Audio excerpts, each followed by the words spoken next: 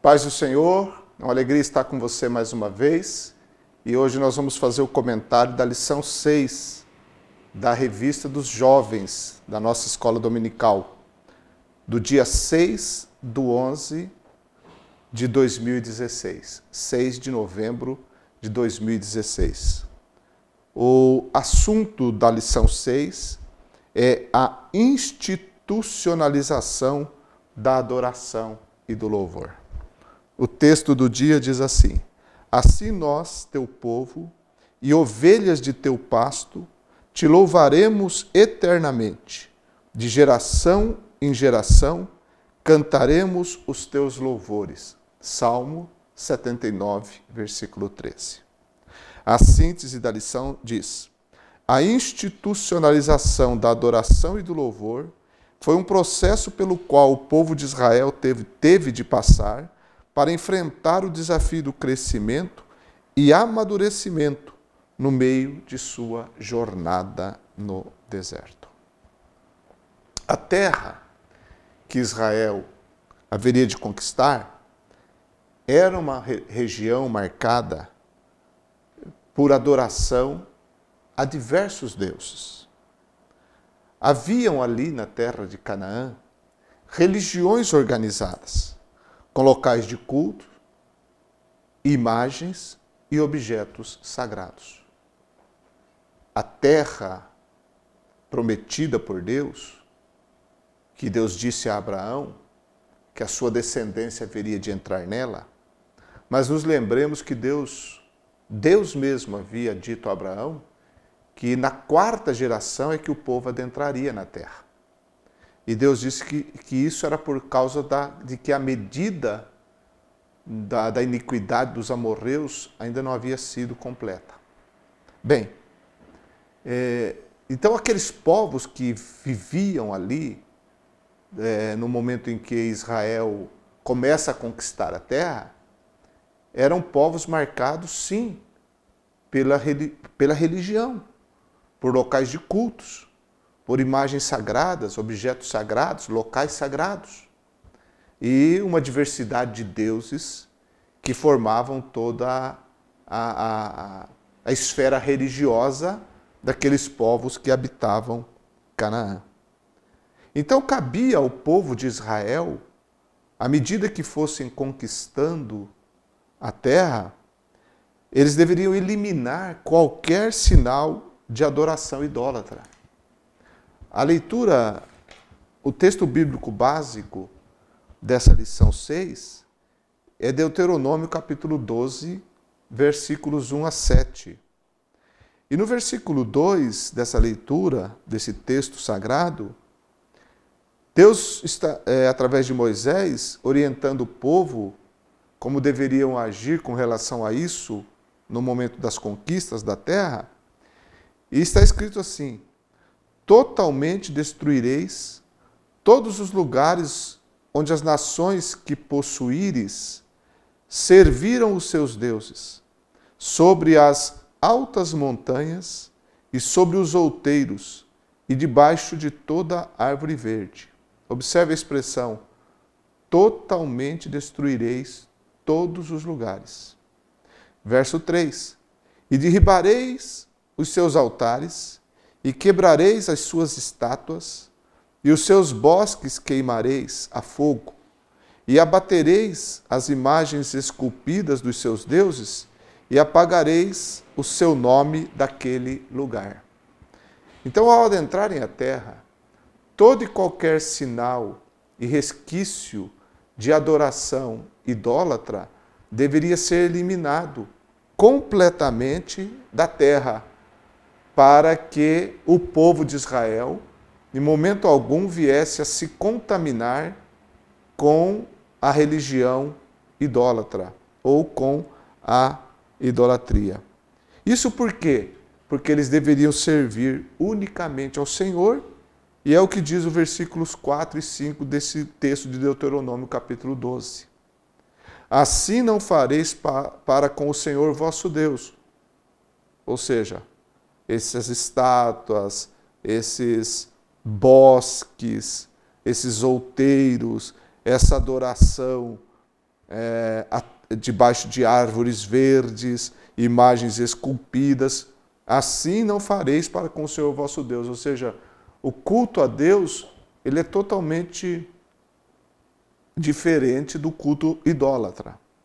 Mas buscarei o lugar que o Senhor vosso Deus escolher, de todas as vossas tribos, para ali pôr o seu nome e a sua habitação, e ali vireis. Ou seja, uma prática comum do culto idólatra eram os diversos locais de culto e as diversas manifestações, outeiros, bosques, debaixo de árvores, montes e por aí vai.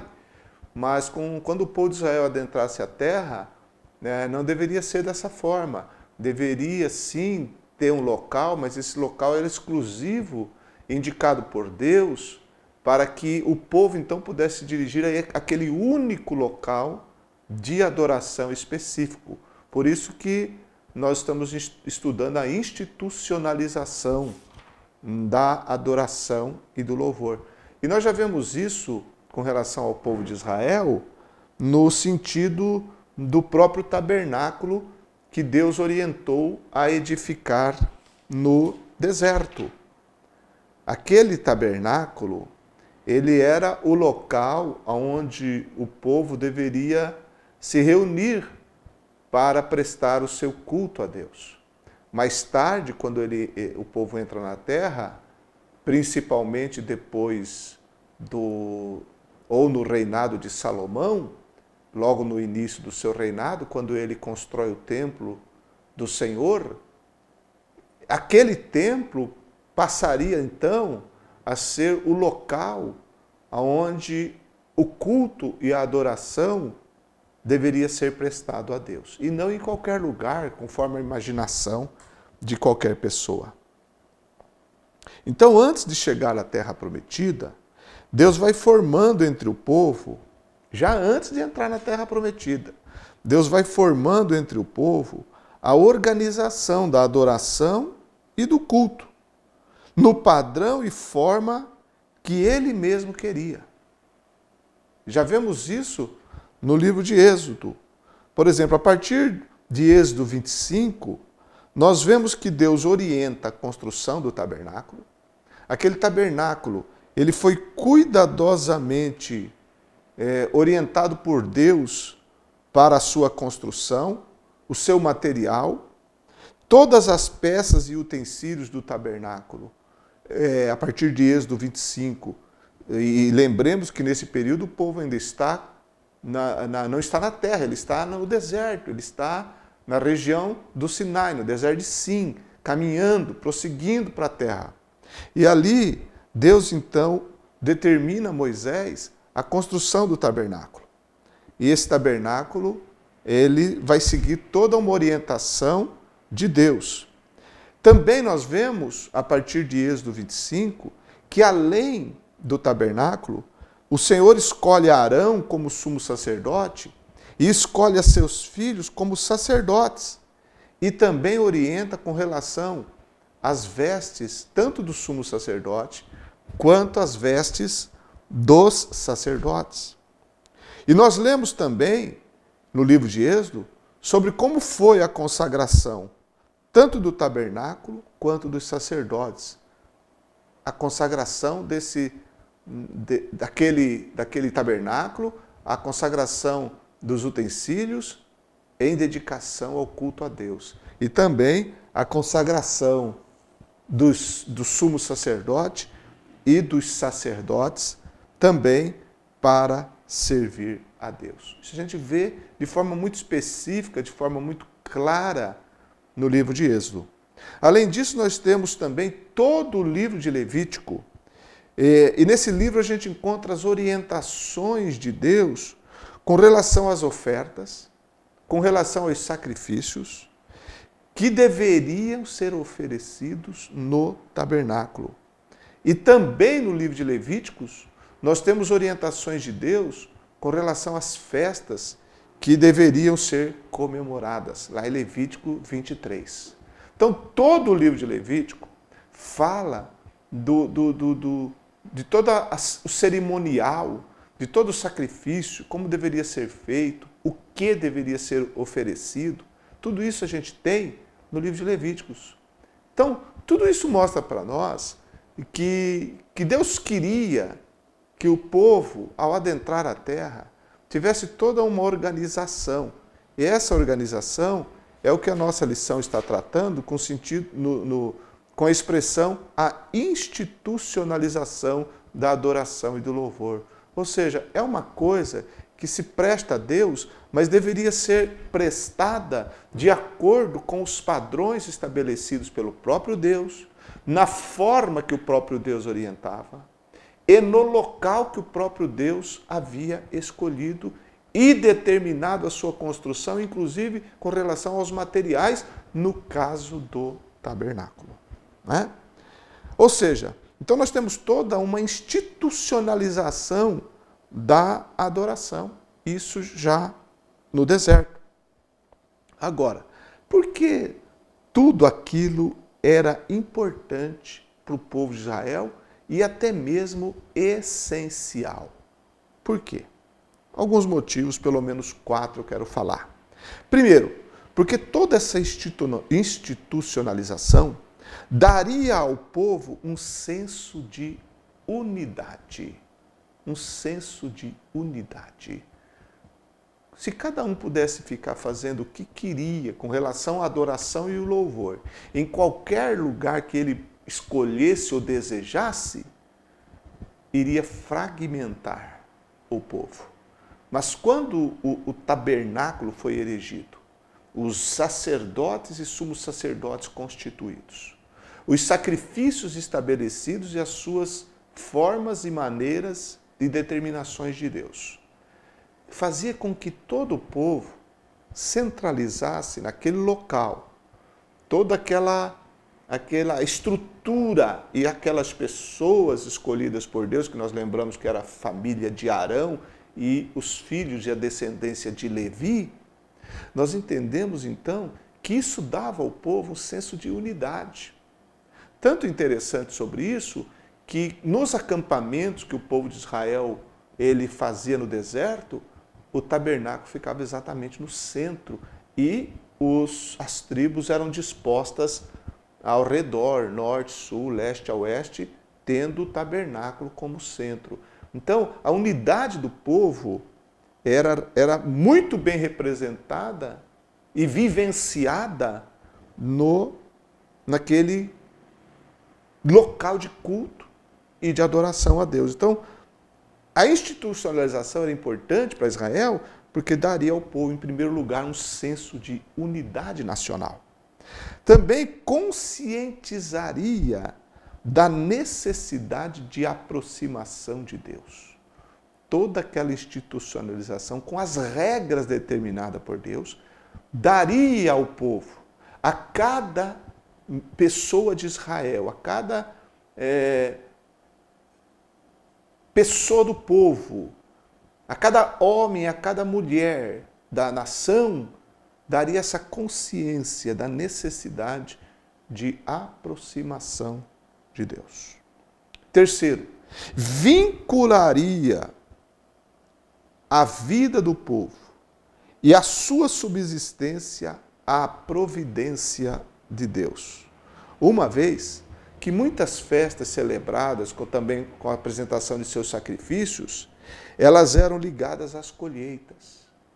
Então veja que a adoração não era algo à parte da vida cotidiana, e a lição fala sobre isso também. Não era algo alheio à vida cotidiana das pessoas. Então, quando tinha as festas, o momento da colheita, eles deveriam apresentar a Deus os primeiros frutos da sua colheita. As festas estavam relacionadas à vida do campo, à alimentação e à subsistência do povo.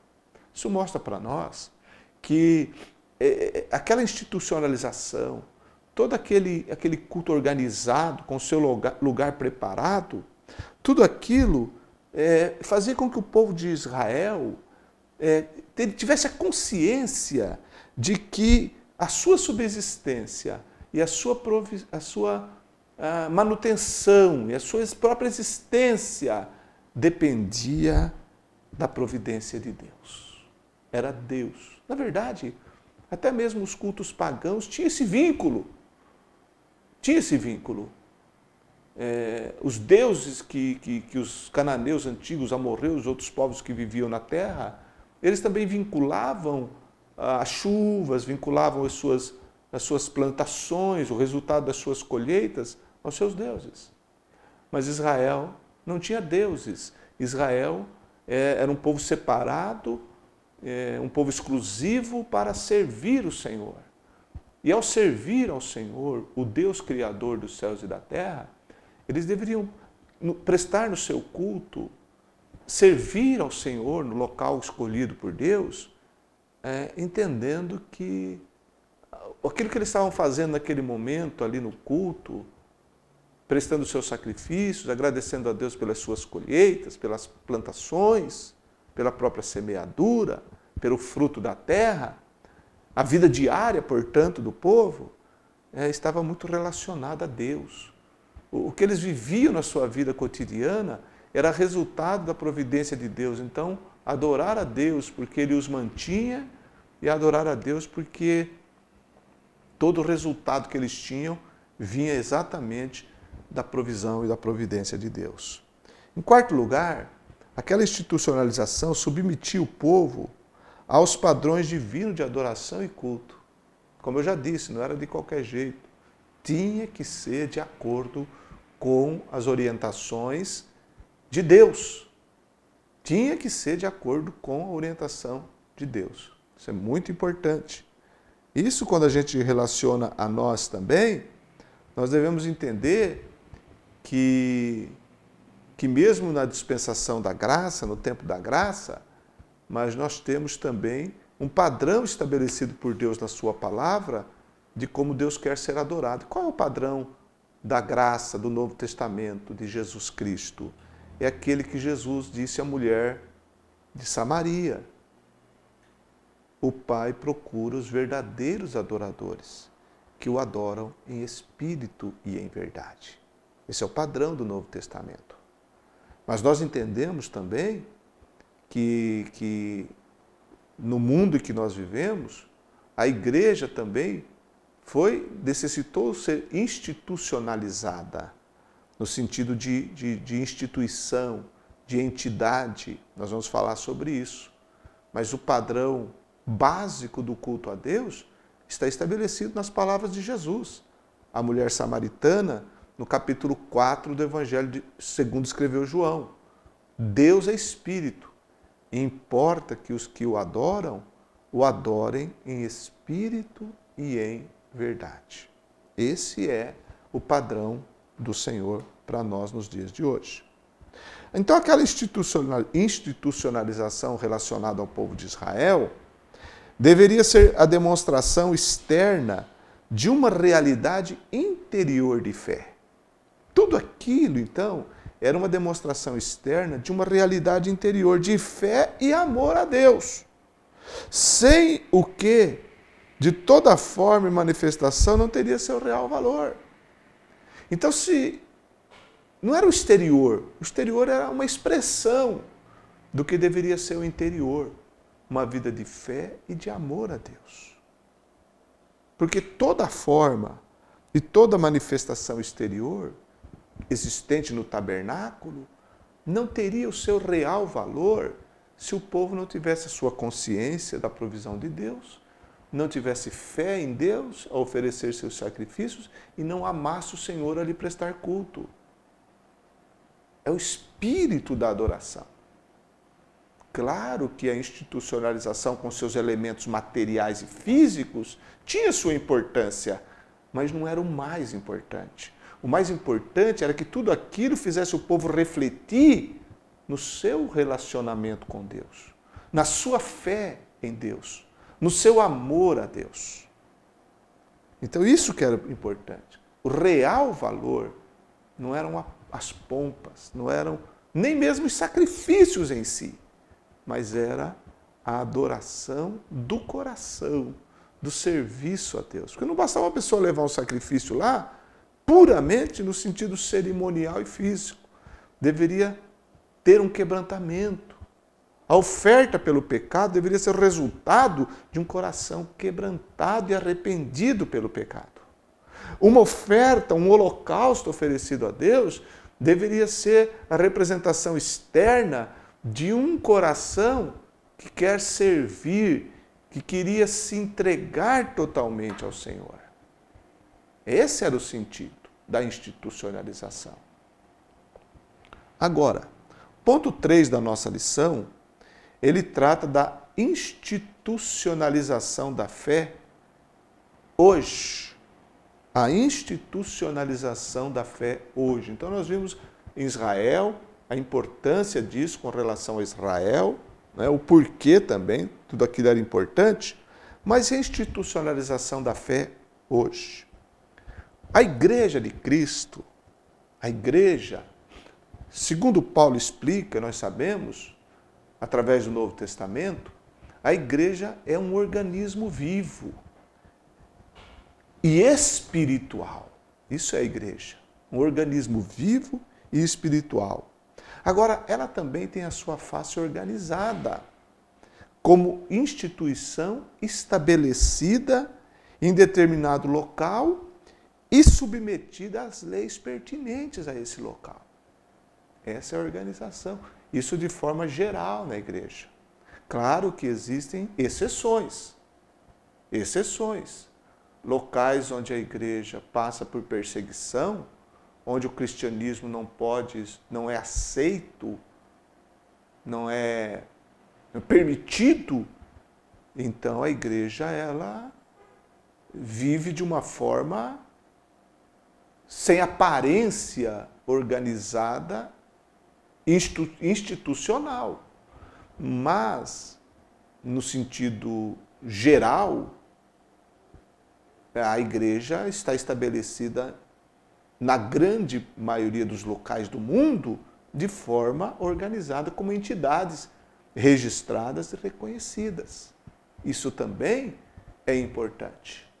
Mas, em primeiro lugar, a igreja é um corpo, é um organismo vivo e espiritual. A sua representação física, através da igreja local, né, é a parte organizada e institucional da igreja, que não deixa de ser importante, porque se a igreja está estabelecida num local e a lei permite a liberdade de culto, ela deve, evidentemente, se fazer representar no sentido de que ela está legalizada, registrada como personalidade jurídica naquele local. Isso não afeta a espiritualidade da igreja. É apenas meios de que a igreja possa desenvolver o seu trabalho. Essa institucionalização da igreja garante a ela direitos de aquisição de bens e patrimônios, entre outras atuações sociais. É a organização, é a institucionalização que permite à igreja, onde ela está estabelecida, adquirir bens. Porque senão, como que ela vai adquirir bens se ela não tem um CNPJ, se ela não tem uma razão social, se ela não tem um estatuto, se ela não tem uma ata, se ela não tem uma formação de diretoria, enfim, se ela não tem um estatuto registrado em cartório, enfim, ela nunca vai conseguir adquirir bens. Aí teria que qualquer bem adquirido ser em nome do líder ou de qualquer outra pessoa, aí não é da comunidade. E a igreja é uma comunidade, a igreja é um grupo de pessoas, a igreja local é um grupo de pessoas estabelecido em determinado local. Então, sem a organização e sem a institucionalização, a igreja não é uma entidade reconhecida. E muita gente não entende isso, acha que a igreja tem que ser só o espiritual e o organismo vivo. Mas uma coisa não prejudica a outra, não deveria prejudicar. E se o entendimento bíblico for correto, não prejudica mesmo. Assim, quando a igreja está institucionalizada, ela pode ter seus templos, ela pode ter seus salões alugados, que são os locais ideais para a realização de reuniões. o que possibilita uma organização mais eficaz. Por exemplo, no livro de Atos, nós não temos uma igreja reconhecida, porque ela estava nascendo. Ela foi perseguida como uma seita até perniciosa. Nós encontramos isso no Novo Testamento. Mas você observa também no livro de Atos dos Apóstolos, qual era o local principal onde a igreja se reunia? Lá no templo, no alpendre de Salomão. Um local onde as pessoas se aglomeravam. Era lá o local principal que a igreja reunia muitos e muitas pessoas. E também nas casas. Mas não dava para reunir nas casas um grande número de pessoas como o alpendre de Salomão possibilitava. Então, de forma estratégica, eles usavam aquele local e também usavam as casas para as reuniões de oração e para o ensino também apostólico. Então, de alguma forma, a gente vê uma semente mostrando para nós que a igreja ela iria se necessitar de espaços maiores para aglutinar e receber as pessoas que a ela iriam aderir. E assim nos dias de hoje também.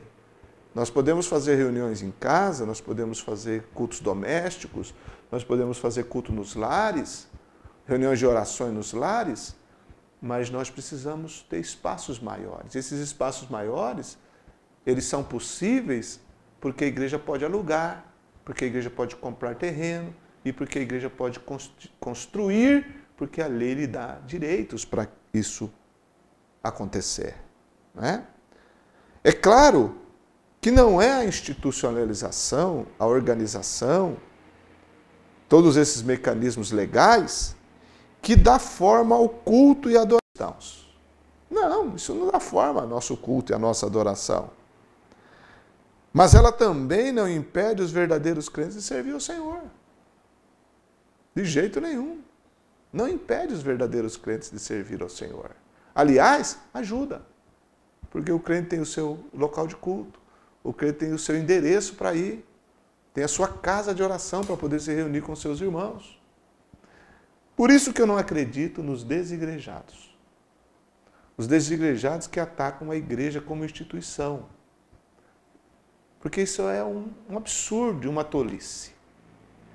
Porque a partir do momento que um grupo de desigrejados, se eles, porventura, conseguissem crescer, automaticamente eles teriam que ir para lugares mais espaçosos. Com isso, eles deveriam passar a ter uma liderança organizada. Então, quando os desigrejados, esse grupo que surgiu, eles criticam a organização eclesiástica da igreja de hoje. Eles criticam outras coisas da igreja organizada e institucionalizada. E eles pregam uma suposta restauração dos valores bíblicos. É um engano tremendo, porque os valores bíblicos estão dentro da igreja, não fora da igreja. Por isso que não dá certo desigrejados. É claro que eles mesmos não se chamam desigrejados. Muitos deles não gostam nem de ser chamados desigrejados. Mas eles não valorizam e não reconhecem a igreja como instituição. É claro que existem falhas no organismo não, nas organizações onde existem homens, existem falhas. Mas onde não existe? Então eu vou sair da organização, vou viver num grupo flutuante, porque ali vai estar tudo beleza, vai estar tudo ótimo. Você vai descobrir que ali também vão ter choques de egos, ali também vão ter problemas surgindo. E, por não ter uma organização eclesiástica, por não ter uma liderança constituída por Deus, porque Deus constitui liderança na igreja e não fora dela, então daqui a pouco vai virar num líquido derramado, sem forma, que vai ser absorvido e vai acabar. A igreja não. A igreja, Jesus disse, edificarei a minha igreja. A igreja está sendo edificada por Jesus. E essa parte institucional é importante por causa do mundo em que vivemos. Mas não é essa organização que dá forma ao nosso culto, que determina a nossa adoração. Não. Nossa adoração é determinada pelo Espírito e em verdade. Aquilo que Jesus estabeleceu. Eu estou dentro do templo. Templo este, reconhecido, o nome da igreja está lá na frente, eu estou lá dentro. Tem endereço, tem tudo. CNPJ, está tudo lá. Mas no momento que eu estou adorando, eu não estou nem preocupado com essa organização, com essa institucionalização. Eu estou ali porque a minha igreja local me proporcionou aquilo. Eu também participei de tudo aquilo, porque na verdade é a comunidade que contribuiu para que aquilo estivesse ali, para que toda a organização tivesse bem feita. Mas quando eu estou adorando, eu não estou nem preocupado com a parte material. Eu estou adorando a Deus, do jeito que eu desejo adorá-lo e como ele merece ser adorado em espírito e em verdade. A institucionalização, ela demonstra comprometimento da igreja local com a comunidade onde ela está inserida, uma vez que deve ali brilhar como luz do mundo. Porque se numa cidade pequena ou grande, existem tantas denominações, não é verdade? Hoje em dia também existem tantas igrejas, porque infelizmente muita gente sem noção está abrindo igreja, porque está pensando que igreja é um monte de coisa, não entende o que é a igreja à luz da Bíblia, mas a gente vê isso demais. Mas a verdade é que uma igreja organizada, uma comunidade de crentes organizada, ela, na comunidade que ela está, ela tem que estar comprometida com aquela comunidade, porque ali ela deve brilhar como luz do mundo. Jesus não falou isso em Mateus 5? Vós sois o sal da terra, a luz do mundo, não se pode esconder uma cidade edificada sobre o monte. Então, a comunidade local de crentes, aquela igreja, a igreja tal, o pastor tal, quando vai, por exemplo, num depósito de material de construção, vai numa empresa comprar o que precisa, ela deve ter bom nome, boa fama. As pessoas têm que acreditar naquela instituição, porque isso enobrece a mensagem que a igreja prega. Por isso que é importante. A igreja é conhecida na sociedade, no bairro, na região onde ela está. Todo mundo passa em frente a um templo e vê lá o nome da igreja, conhece pessoas dali, conhece o pastor. E todos nós temos a nossa vida social e a igreja também tem a sua participação na sociedade. Como é o comportamento? Como é que essa igreja faz com seus compromissos, com as suas aquisições, com as suas compras, com a sua ação social? Como essa igreja atua na sociedade? Então, isso mostra um comprometimento, que a igreja tem que ser comprometida. Como a igreja de Jerusalém foi comprometida com a sociedade. Diz que as pessoas respeitavam a igreja. Muitos não queriam aderir a ela, mas todos respeitavam a igreja. Tinha, claro, os perseguidores, mas grande número das pessoas respeitavam e valorizavam e reconheciam a igreja de Jerusalém. Isso em todo o Novo Testamento, as cartas que Paulo escrevia, você pode perceber que Paulo muitas vezes ele se dirigia à comunidade dos crentes locais para que eles pudessem ser bons representantes de Cristo onde eles estavam vivendo, para que o nome de Cristo não fosse envergonhado. Então, isso é muito importante para nós nos dias de hoje. A coisa mais feia que existe é alguém falar: aquele pastor compra e não paga. Aquela igreja não vendo para ela porque aquele pessoal, aquela igreja não honra os seus compromissos. Isso é muito feio. Isso envergonha o nome de Cristo. Porque que evangelho é esse que nós estamos pregando? Nós temos que pregar o evangelho com nossa vida e o nosso comprometimento, de forma pessoal e como instituição estabelecida. No ponto 3 dessa institucionalização da fé e do louvor, está escrito: a relação igreja, Estado, sociedade civil torna-se perniciosa quando existe troca de favores, deixando de obedecer a palavra de Deus. Esse que é o grande problema. Quando a igreja é institucionalizada, organizada. E essa relação igreja, Estado e sociedade civil torna-se perniciosa quando existe troca de favores, deixando de obedecer a palavra de Deus. A igreja perde o rumo. Aí a comunidade local perdeu o rumo. Quando ela, em vez de influenciar a sociedade, a comunidade onde ela vive, ela começa a ter coisas de bastidores, conchavos, quando se perde a visão e começa a se envolver com coisas puramente materiais e humanas, e o que é pior, desobedecendo a palavra de Deus, troca de favores, no ambiente, por exemplo, político, né? e empresarial, seja lá o qual for, onde a igreja, porque ela é representada e às vezes ela tem uma força, e às vezes o líder também quer usar essa força da igreja para se beneficiar pessoalmente, e por aí vai, um monte de coisa errada, escândalos que acontecem. Mas Jesus já disse que ai daquele por quem vier o escândalo. A verdade é que a pureza da igreja de Cristo como corpo, ela nunca é manchada. Às vezes a comunidade local, a igreja local é prejudicada por esses favores, troca de favor, conchave, um monte de coisinha errada. Mas isso não é igreja no seu sentido pleno. Isso é problema de liderança. Esse é um problema de liderança. Mas toda liderança séria saberá levar a igreja no caminho certo. Toda liderança de Deus saberá fazer com que a igreja, de fato, represente o papel que ela tem que representar, sal da terra e luz do mundo. Lembrando sempre que Jesus disse, vós não sois do mundo. Nós não somos do mundo. Nós não temos nada que buscar poder no mundo. Nós temos que buscar poder do céu para ganhar almas no mundo. A igreja não está na terra para alcançar o poder humano, o poder secular.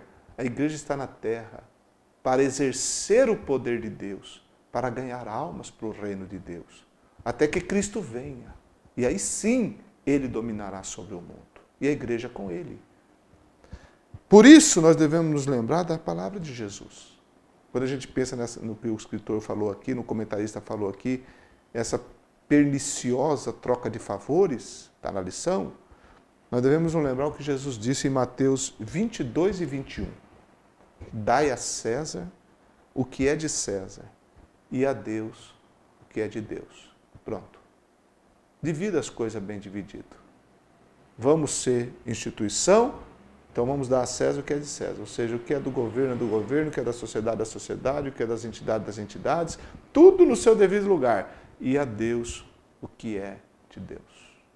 E em tudo o que fizermos, façamos para a glória de Deus. Esse é o princípio de cada crente, é o princípio da igreja. Então, a institucionalização é extremamente importante e valiosa e nos ajuda muito, sem perdermos o foco de que nada vale toda a organização, nada vale templos bonitos, nada vale ter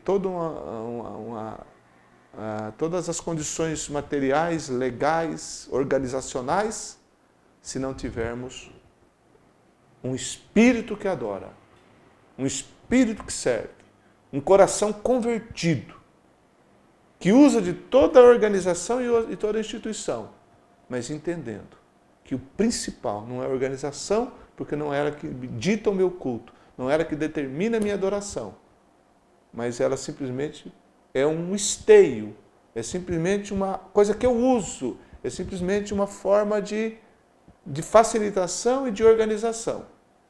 Mas a minha adoração é, acima de tudo, espiritual, verdadeira, ao meu Deus, que eu amo e a quem eu sirvo. Porque assim deveria ser com o povo de Israel e assim deve ser com a igreja de Cristo. Um grande abraço para você, fique na paz do Senhor.